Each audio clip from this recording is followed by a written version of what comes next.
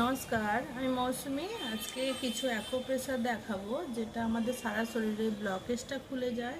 আমাদের শরীরে বাত পিত্ত কফ যে সন্তুলন বজায় রাখার জন্য ওটাও আমাদের শরীরে মানে অসন্তুলন হলে তখন শরীর খারাপ করে, ওটাও সন্তুলন বজায় থাকে।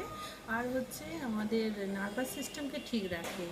তো আমরা যে ভ্রামরী প্রাণায়াম করি সেই রকমই একটা মুখের নিঃশ্বাসটা নিয়ে মুখের আওয়াজ করতে হবে। আর হাতের একটা বিপরীত ক্রিয়া, মানে দুটো হাতকে আমরা ক্রসভাবে ধরে এই আঙুলে আঙুলে ফাঁসিয়ে দিয়ে মেরুদণ্ডটা সিজে রেখে নিঃশ্বাসটা পুরো নিয়ে আমি করছি, দেখে নিন, শিখে আপনারা করবেন, তাহলে সারা শরীরে আমাদের ব্লকেজ থাকবে না, কোনো দিন অ্যাটাক আসার ভয় থাকবে না। তাহলে কিভাবে করব? এইভাবে দুটো হাত রেখে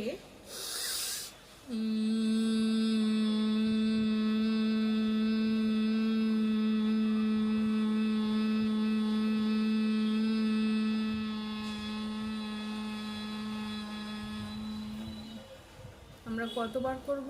5 থেকে 10 বার করে করব। পুরো নিঃশ্বাসটা নিয়ে আর উচ্চারণটা নাক দিয়ে নিঃশ্বাসটা আস্তে আস্তে ছাড়বো, মুখটা বন্ধ রেখে করে উচ্চারণটা করব ভোমরার মতো।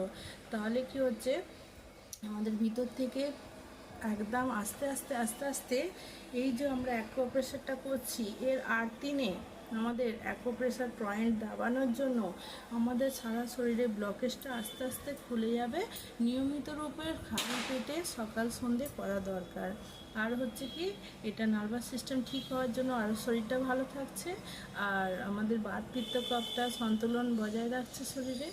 আমাদের কোনো দিন অ্যাটাক আসবে না, শরীর সুস্থ থাকবে। ছোটো ছোটো অ্যাকুপ্রেশার জানকারি নিয়ে আপনারা করতে থাকবেন, উপকৃত হবেন, শরীরকে ভালো রাখবেন, সুস্থ থাকবেন। এটাই আমার জানকারি ছিল। ভিডিও ভালো লাগলে লাইক কমেন্ট করবেন। নমস্কার।